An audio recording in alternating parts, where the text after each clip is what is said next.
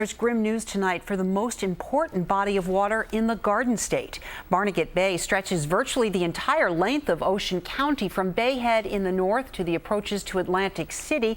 And new research by Rutgers University shows that the bay as we know it is dying. New Jersey reporter Brian Thompson has more. If you want to see an ecosystem in its death throes, follow Chris Huck into the shallow waters of this huge estuary. What he'll come up with is a seaweed called sea lettuce, simply millions of algae clumped together, killing valuable underwater seagrass.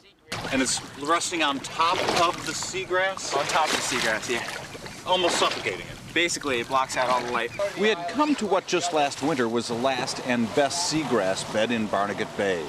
Seagrass is the incubator for bay scallops and clams. And we only had to go to Captain Mike's Marina bait and tackle on the edge of this bay to find out clammers aren't doing too well these days. It's not like it used to be about 5 years ago. 5 years ago? These clams are definitely turning. It's changing every day. One of the problems for this bay, it's very shallow. In many places, not much deeper than this. And it can take up to 2 months or longer to fully flush this bay of all the pollutants in this water. Of course, during that time, more pollutants come in, and that's bad news for seagrass like this. Much of that pollution comes from the lawns fertilized with nitrogen. As Ocean County's population has doubled in recent decades, people especially anxious to move close to the water. It is a runoff mostly from lawns. It goes into storm drains, even grass clippings that, in effect, are fertilizing this bay.